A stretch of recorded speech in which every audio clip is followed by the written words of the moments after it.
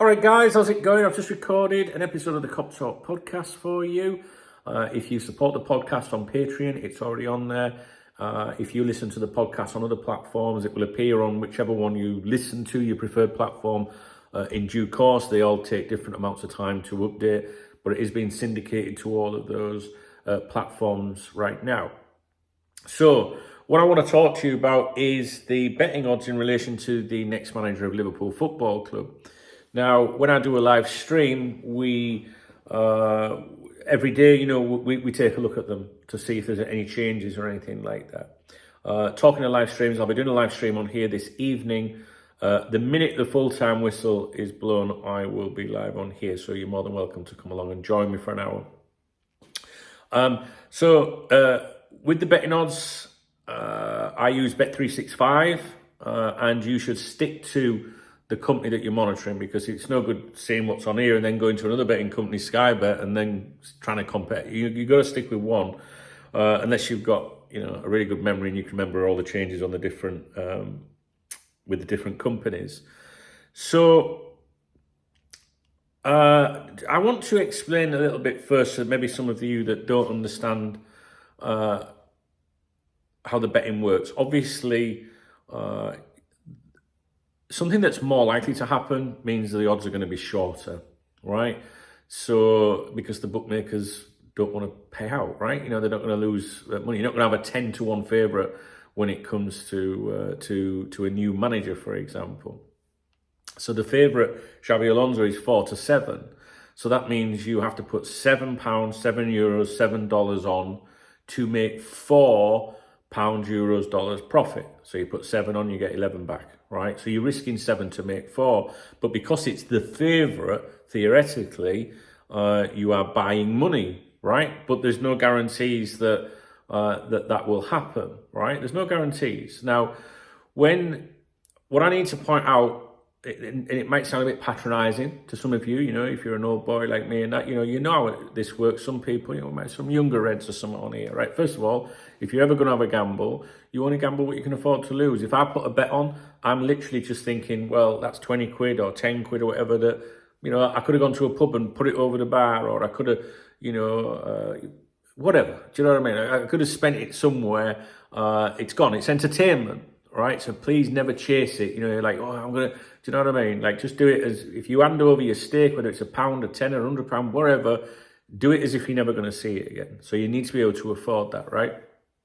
So that's really important. So I have a bet just for a bit of fun and to give me an interest, especially in football. So if I'm watching a neutral game of football, where I'm a neutral, where I've got two teams that I'm not really bothered about, I like to have a little bet on it just to give me an interest in the game. Otherwise, I'd be bored senseless. Now, when it comes to betting or backing with regards a player transfer or the appointment of a manager, you need to understand that football betting is very different to, say, backing, a horse, right? Or, horse racing. Because if you go to, like, York races for a day, I love going to York races or Wetherby or something like that. I take a set amount of money. I know how much I'm going to spend on every race. The same thing again, I'm going to take the money as if, that would have been my entertainment if I'd have gone a night out. And you expect not to get it back. And if you do, great, fantastic, as Brendan Rodgers would say. But when you look at a market on, the next race, the 210 at York or something, you see all the horses and you see the prices and everything.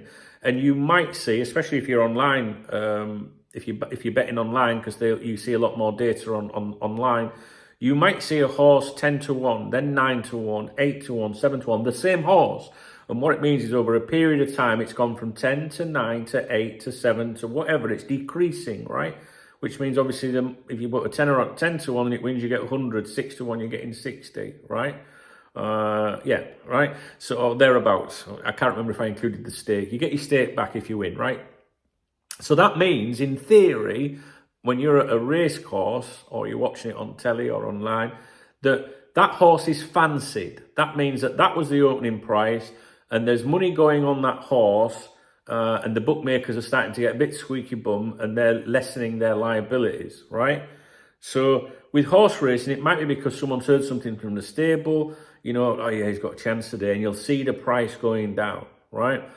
If it's going the other way, the same, you have another horse in the same race and it was 10-1, it's now 12s and it's gone to 14s, it's now 20, whatever. That means no one fancies it. That means maybe someone has said, has he got a chance today, Dave? And he's gone, nah, we're just giving it a run out. He's got a fucking chance, right? Because we're within that, let's not say industry, but friends, that community of the horsery, the people that go, they talk like we talk about football, right? So that's the difference here with horse racing. What I'm trying to say is that it's to do with just playing out knowledge and what you've heard, I think. When it comes to football betting, what you have to understand is if you spend, a little bit of time on social media, for example, you will realise that the majority of football fans are fucking idiots, right? Not you, not me, but, I'm talking about people that, they're just fucking a bit stupid, right? Okay, and they say silly things and they're abusive. Some people are abusive to fans of other teams just because they support another team. They don't tend to be very mature, right? And they make silly decisions sometimes. And when it comes to football betting, even the intelligent ones and the nice fans and that, they tend to bet with their heart and not their head. Whereas in horse racing, you bet with your head, right? Unless you've got a favourite horse, right? And you back it every single time. Or a favourite jockey, right? Now, with football, what happens is, Xabi Alonso is 4-7. So is Alonso 4-7 because on merit, he is a strong candidate for the job, a really good, option. Is that right? I would say yes. So that would be one reason his price is short. Another reason his price is short, the bookmakers will look at that and think, well, he used to play for Liverpool connection. There's a good chance this might happen, right? But also you get supporters who go, he was my favourite player. I want him to be manager. Want him to be manager. And that can affect a price. So everything around the Alonso making him the favourite is all those different factors. Right, so the bookmakers are receiving money on Xabi Alonso. One, common sense, he's a good and up-and-coming manager. Two, would he work with the owners, the chemistry? Yes. So there's another reason that he might be made manager. Three, the Liverpool connection. And then you've got the fans that are like throwing money on it because they just want it to happen. So that's one example. So when I have a bet, right, even though, I'd take Xabi Alonso, right? But if I'm going to put £20 on something, or €20, whatever, I'm not going to look at Alonso and think I'll have 20 on that, because it's not like there's not much fun in it. There's more likely that you might win something. But what I do, and this is what I do when I go to horse racing, is I try to look a bit further afield than the favourite. So sometimes I will go to a horse race meeting at York, for example, the 210 at York, there's a really strong favourite, right? 4-5, for example, 10-11, something like that, right? And everyone's going, well, that's the horse to beat. That's the one that's the favourite. That's the one to beat. I will look at the second favourite, or maybe the third favourite, unless there's something else I fancy, purely because I think I just want to try. It might be 4-5 favourite. The second favourite might be 2-1, 3-1, and I just think, fuck it, I'd rather have a bit of value, a chance to see if it can beat the fucking thing, right? So I always try and look for something that will, I expect to probably not win, but I want to do something different. Because anyone can go and pick a favourite. You can back a manager now. If I said, well, pick your manager, Xabi Alonso, it's not exactly difficult, is it? Right? But is that going to happen? We don't know. So I, on a video the other day, or a stream or whatever, I think it was a stream, I was looking at the market to see, a bit of value, like, a fun bet. Again, a fun bet, meaning I'm going to put €20 on it, and I expect to never see that again. It's not the end of the world, if it don't come off, but it gives me an interest to watch while this is all playing out. And I put my 20 on Ruben Amorim, the sporting manager, right? And he is now the third favourite, right? This is why I'm making the video. The video is primarily about Ruben Amorim. And he has come crashing down, right? From up in the 16s to 1, maybe 14s, 12s, 16, 14, 12. He is now 7-1 with Bet365. That is a significant amount of money has gone on him. Now, you have to determine, is that because that's what people are hearing, or is it, like is there a lot of fans talking about it? I'm not sure that there has been a lot of fans talking about him, or a lot of chatter. So I'm inclined to think that price shortening is more about people having a little natter somewhere. It might be the city, it might be people in the football industry. The betting companies, they listen to fucking everything. They monitor everything. If someone goes in a bookmaker and puts £500, anywhere in the country on a particular thing, every other fucking bookmaker will know about it, right? They have like proper intelligence and everything, right? I know this because I used to own greyhounds. I used to have 10, 11, 12 greyhounds that I used to run at Newcastle.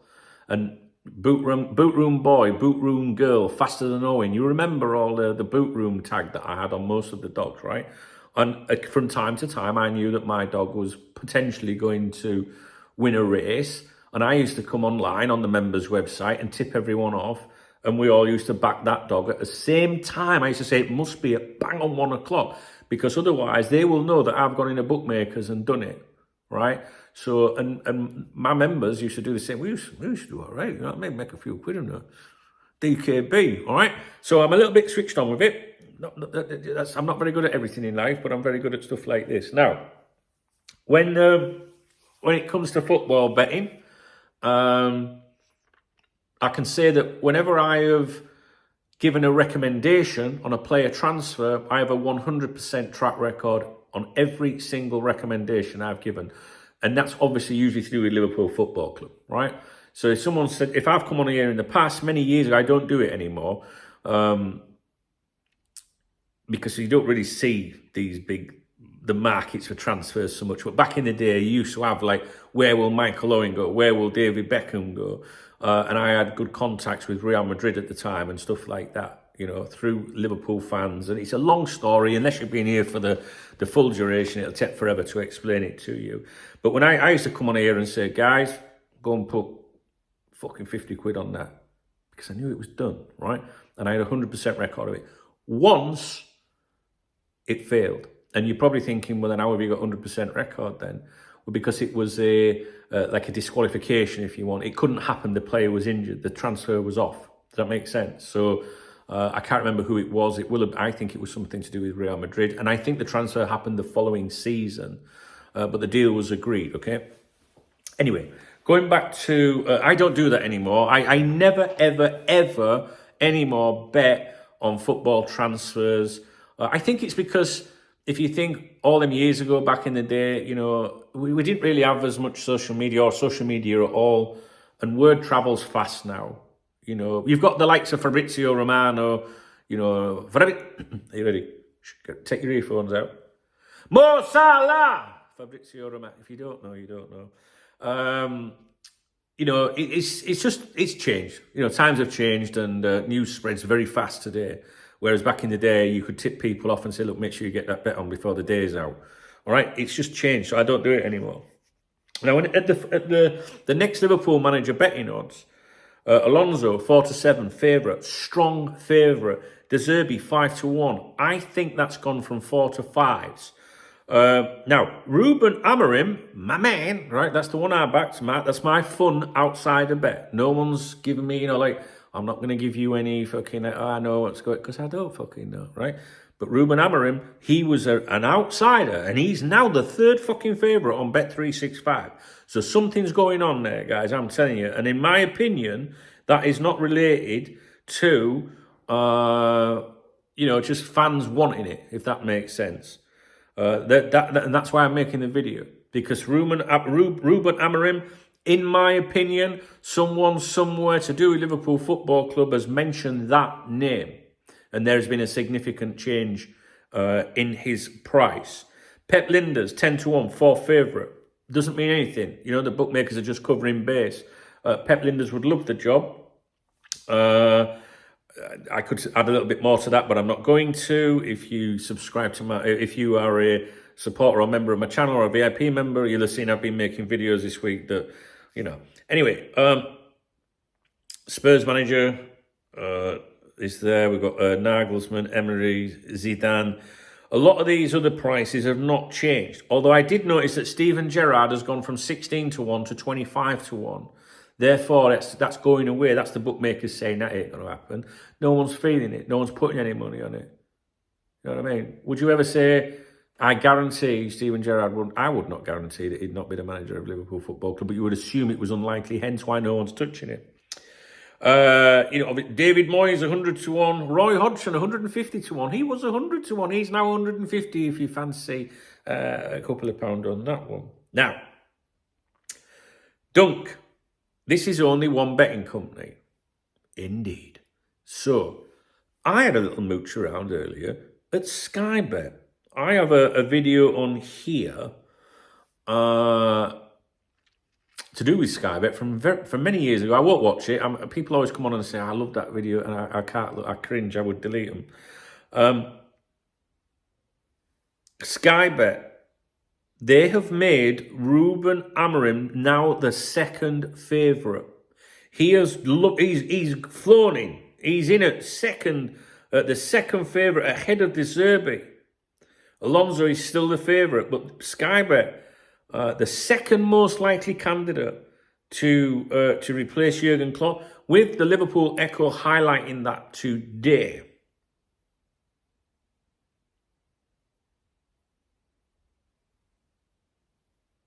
I think you need to keep an eye on that manager. Now, I want to be very clear with you about this, right? Things change. Anything can change. There could have been a conversation within the club as we quite like Ruben Amorim. And that conversation can get out. People are fucking hell, did you hear what he said? Well, go on, get 50 on it.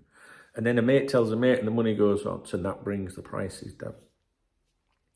I would watch him, actually. I would. No, but the only thing is, this is FSG. Now, if FSG could get a manager that is available on a free contract, right, or is out of contract, currently unemployed, or their contract is due to terminate at the end of the season, do you think FSG would fancy that with zero compensation, or do you think they'd rather pay compensation? So this is something else you've got to factor into it. Excuse me, I don't know what Alonso's compensation severance would be. Amorim, from memory, is 20 million euros, which is probably in excess of 15 million pounds. I don't know what the exchange rates are today. Maybe 15, 16, 17 million, I don't know. It's 20 million euros. If you were to go on Google and put 20 million euros to sterling, you'll find that out. Not a great deal of money in the big scheme of things. Now, the other thing you have to consider when you look at candidates for replacing Jurgen Klopp is, like, some people have said, I do not want Xabi Alonso because he's inexperienced, or just because he once played for Liverpool. I would love Alonso to manage Liverpool Football Club, but it isn't just because he once played for Liverpool Football Club. I have affection for him, but to be honest with you, when there was the Alonso Benitez bust-up, everyone sided with Alonso other than me, right? Because I think Rafa was trying to protect all of us. He felt that Alonso was trying to do the dirty on Liverpool, was trying to get out, trying to do whatever, and they had a big argument, typical Spanish hot blood, whatever. They fell out. I think British managers and players might have gone, you know what, fuck it, let's have a beer. Spanish, man, they're really fucking, you know what I mean? But everyone sided with Alonso over that and went, Rafa's lost the plot. But I don't think they realised that Rafa was tipped off about something that made him question Alonso's commitment to Liverpool Football Club. However, the reason I'm mentioning that is I don't want you to think I'm an Alonso fanboy, because I'm not, right? I think he would be ideal because he has that Liverpool connection. The main reason I fancy Xabi Alonso is because I think he's going to be an outstanding manager in his own right. If Steven Gerrard had been at Rangers, which reminds me, I still have a video for you guys where I did a tour of the Ibrox Stadium recently and filmed a member of staff on that, talking about Steven Gerrard and making suggestions that something would come out in the future as to why he left Rangers. If he'd have stayed at Rangers, in other words, there's an untold story that nobody seems to know yet. Whether that's true or not, I don't know. But it's interesting. If Gerrard was at Rangers and hadn't gone on to Villa and where he is now and all that, then I think that people would be would want Gerrard just because he's Steven Gerrard, but just because you were once a former player doesn't mean you're a great manager. Now, Alonso's gone to by Leverkusen, is it? What my memory's like. They were fourth from bottom when he took over, I believe, and they're right at the top of the fucking pile now.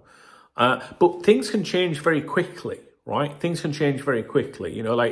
If it goes tits up and pear-shaped, that's it. You can appoint an experienced manager and it can still go fucking wrong. So it's all about the chemistry. It's like a relationship. You can make the fittest bird in the world, take her out and spoil her, and really get on with her and all that. And on face value, she's the fucking business. But she might get on your tits by the end of the week and it don't work out, right? So, a relationship is chemistry, and it's also chemistry when it comes to being a manager of a football club. The manager has to connect with it's not just you connecting with one individual in a relationship. The manager's got to connect with the fans. He's got to connect with the owners and the club, the traditions, and so on. Alonso falls into that. Now, what you've got to remember, or what you've got to consider, is FSG, if they appoint a very, very high-profile manager, let's just say Jose Mourinho, right? Jose Mourinho ain't going to come into Liverpool and go, what, I've only got what? Really? Fucking you're a laugh at you. It's just not going to work. Jose Mourinho would, I think, demand more than, say, Alonso, for example, or Jurgen Klopp.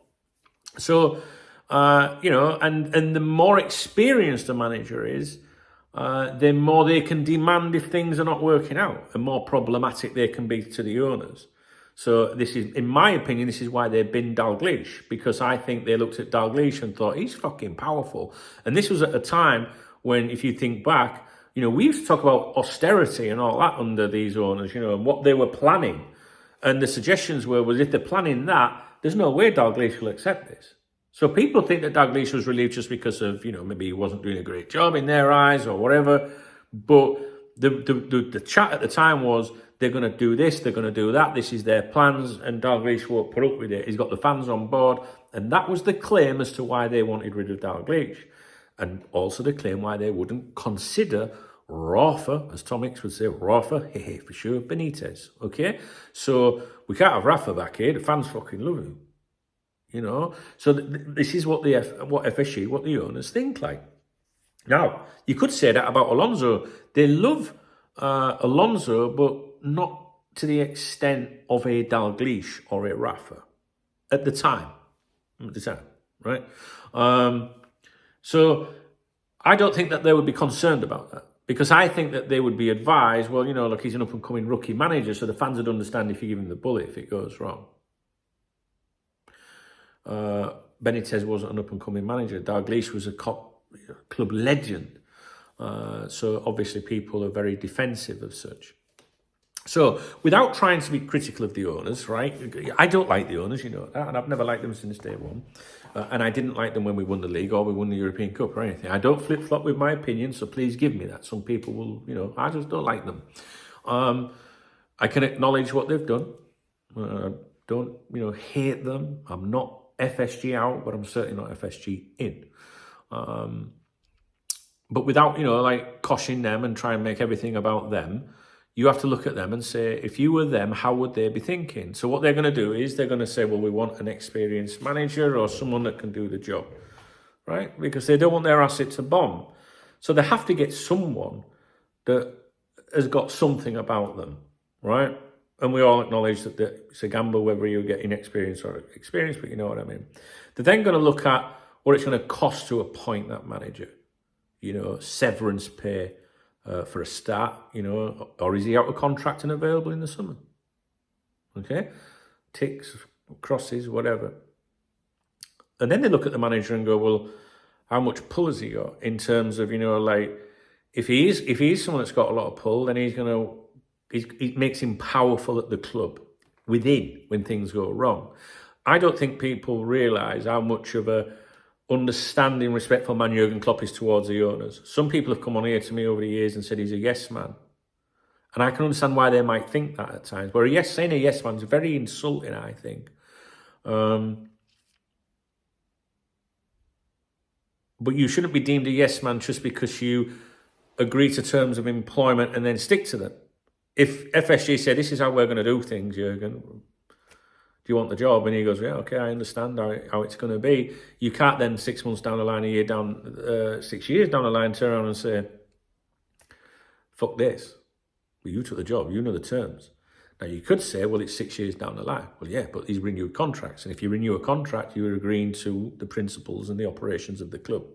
However, I've always been a little bit disappointed with Jurgen in some ways because I think, hang on, Jurgen, you've fucking done everything for these people. You should be able to turn around and say, look, things have changed a little bit. You know, like, we have done this. I have put value on the club. Back me a little bit more. Right? But that's getting into another area. I don't think he's a yes man as such. I just think he's a very respectful man. And I do think that there are things that have gone off behind the scenes that we're not aware of yet. And he's just doing that typical, everything's cool, you know, don't worry about it kind of thing. But I reckon deep down in Jurgen's head, there's something in there that he's not happy about. But that's speculation and I can't prove that.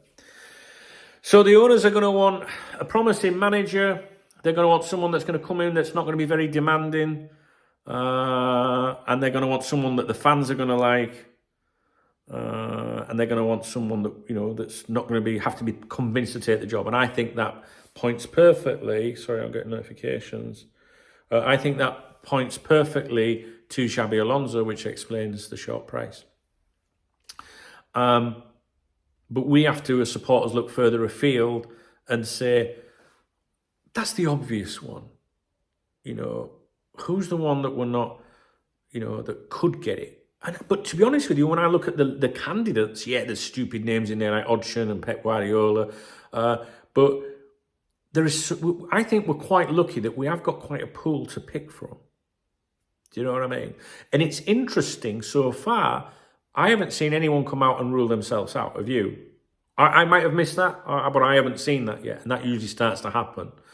I did think it was interesting that Gerrard signed a new contract the other week. When everyone was expecting him to get sacked, I found that very strange. You know, he's on the like, when's he going to get sacked kind of thing, 8 or 9 games without a win. And then he gets a new extension. So it just makes me wonder if someone, you know, was talking about that. And that could just be to make things easier for someone to leave, or it could have been to protect that club saying, well, if they do fucking come for you, we want this, blah, blah, blah. Don't know, speculation. But Ruben Amorim he's the one that, you know, that I've had a little bet on, and that's it. Just like, but I want to stress this. It's just a fun bet. So don't be coming back to me later saying, she's what you know, you backed him to be manager. That's not what it's about. It's about me just trying to have a little bit of a giggle and give me an interest in it. And just to show you, that is the my bet that I took a screenshot of. I got him at 12-1. I do think he was higher, to be honest with you. At one point, I think he was 14 or 16. I'm not sure. You can probably get a better price than that in some bookmakers. It just depends on the bookmaker. But today, with that same bookmaker, you are looking at 7-1. That's a fucking big change, guys. And Sky Bet, they're giving you 5-1. All right, so someone in the industry thinks that he's got a very good chance of being Liverpool manager. We have to say, why is that? Why? What is out there to suggest that he has more of an advantage than the other people around him? So I haven't seen, I had a look on there today. I've not seen any credible reporting about him other than the obvious, he's one of, could be one of 10 candidates for the job. So my intuition is with this one that someone has said something, and Liverpool Football Club have probably shortlisted him, and that conversation has got out somewhat to someone somewhere, and it wouldn't surprise me if his price decreased a little further. I'll keep watching it. It's a little bit of fun. It doesn't dictate anything.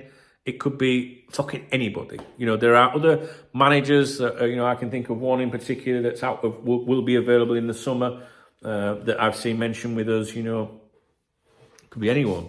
But this is what we're going to be discussing over the coming weeks. Right, okay, my eyes are very sore. I am going to try and... I need to get off the computer because my eyes are fucked.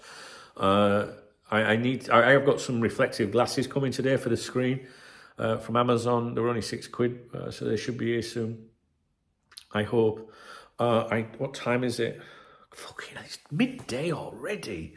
I can't believe it. Okay, I've got to go. Let me know your thoughts. And what do you think about Amorim? If I was you, I'd be Googling his name and just getting like, a little feel for who he is and what he's done. We have done this on live streams. All right, we have talked about him. I didn't just pick him at random, by the way. Do you know what I mean? There are things that's influenced my decision with that. Now, years ago, there is a video on this YouTube channel called Duncan Oldham versus Nostradamus or something like that. I remember years ago when Jurgen Klopp, Brendan Rodgers, Roberto Martinez were linked with Liverpool, and I remember saying then I want Jurgen Klopp. A lot of people did, but they didn't appoint him, right? And he was a big name at the time. I mean, disappointingly, at the time it was between Martinez and Rodgers.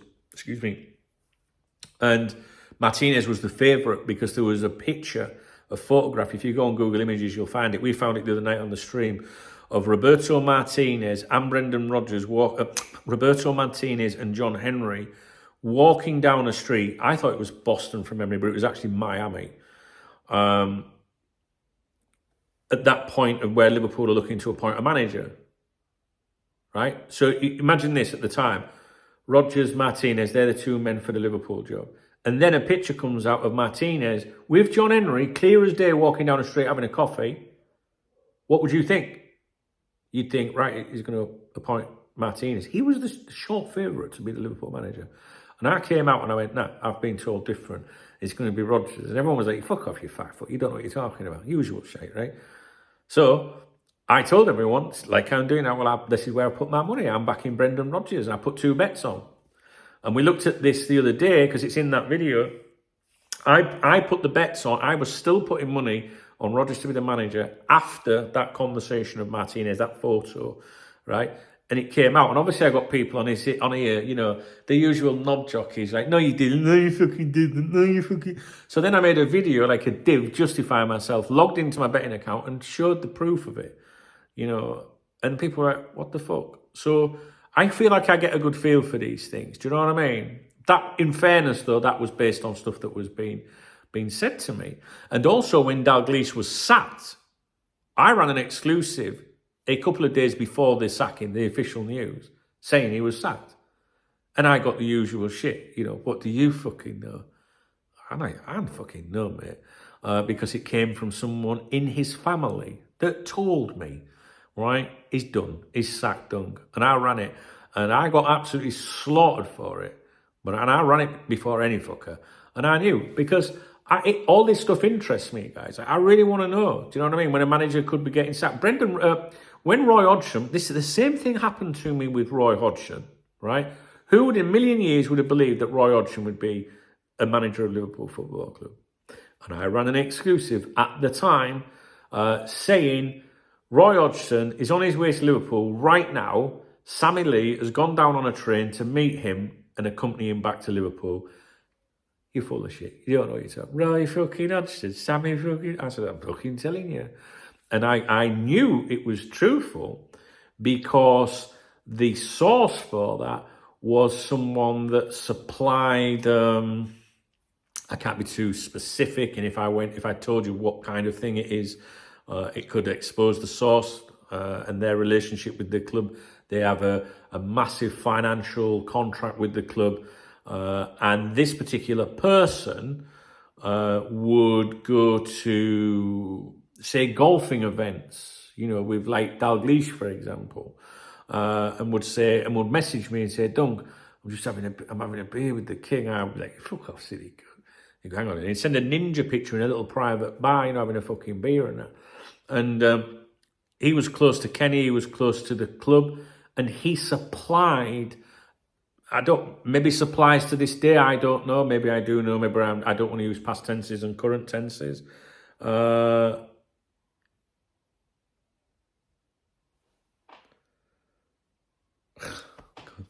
You want to run me down on how to do these when Jurgen stuff dies down? That's my daughter. She must have got something here. I need to check that. Sorry, it's on my watch. She sent me something. I just saw Jurgen dies, and I was like, what? She said when it dies down, when the Jurgen stuff dies down. Oh my god. So this particular person said to me, Sammy Lee's on his way now to get Roy Hodgson. And I went with it. I knew I could trust him. So I ran an exclusive, same again, shit again. Do you know what I mean? Now, today, right now, with regards to the appointment of the new Liverpool manager, I'm in the dark. I have not heard anything. So my Amorim bet is a fun bet. I'm making that very clear. If it came off, I can't come back to you and go, say, guys, you know what I mean? Fucking Doug does this. I was told, because I haven't been told anything. People within the club that I know are not saying anything at the moment. People that I know that know someone within the club, like an outer source, if you like, you know, like a third party, they're not saying anything either. So I think everyone's very fearful at the moment of saying anything. It could be a case that they're just not privy to what is actually happening, which is probably more accurate. I know that when, you know, we're going to make a video today about Rafa Benitez, for sure, saying some things, you know, people implying he must know what's going on at the club, but I don't believe that. He will hear things like I hear, my friends will hear, because Rafa knows people that work at the club still just like I do. So I don't believe Rafa's got, you know, like a phone direct line to the boardroom. Why are they going to tell Rafa Benitez? So Rafa's only speculating, just like the rest of us, okay? The reason I'm telling you all this is just to try and show you the enthusiasm I have when it comes to replacing a manager, appointing a manager. I like to watch things. I see patterns. I like it. I love it. But I just wanted to make you know that right now, I ain't got a fucking clue. No one's saying anything to me. So I just don't want you to think, Chubbs, I remember when you knew this, right? So, because I don't. I ain't got a fucking clue. So Ruben Amorim, Amorim. Go and have a Google if you don't know what I'm talking about, and let's see what happens. The reason I made the video was to inform you that a substantial amount of money is being placed on him, and I don't think most Liverpool fans know who he is, so I don't think that it's just a case of I want him to be the Liverpool manager.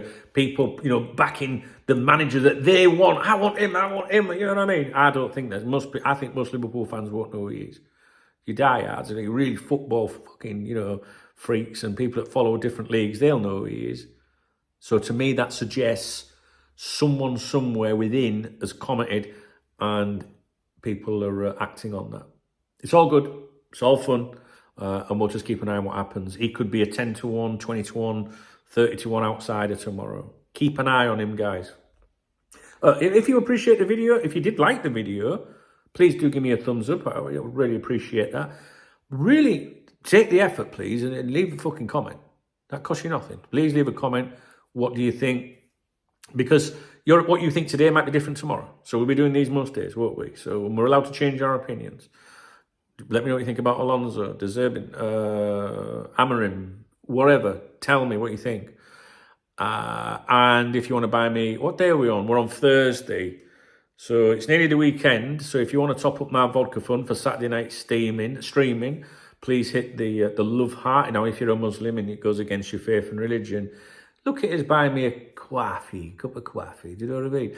And those of you that do, your name is in the video description. We'll have a look at them lovely people in the video description. And they are in the video description of every video of mine in 2024. They're my fucking peoples, my squad. You know what I'm saying? All right, don't forget, live stream tonight, full time, the minute full time. Right, done. We'll be here. All right, guys, thanks for watching. Remember, it costs you fuck all to hit the thumbs up. Bye-bye.